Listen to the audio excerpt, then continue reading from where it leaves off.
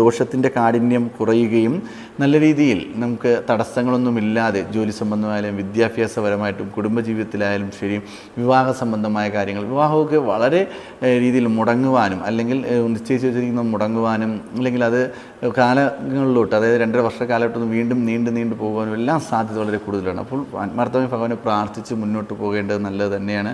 കാരണം കഴിഞ്ഞ 5 വർഷങ്ങളിൽ ശനി സ്വക്ഷേത്രവാനായതുകൊണ്ട് അധികം ദോഷങ്ങൾ ചെയ്യാറില്ല.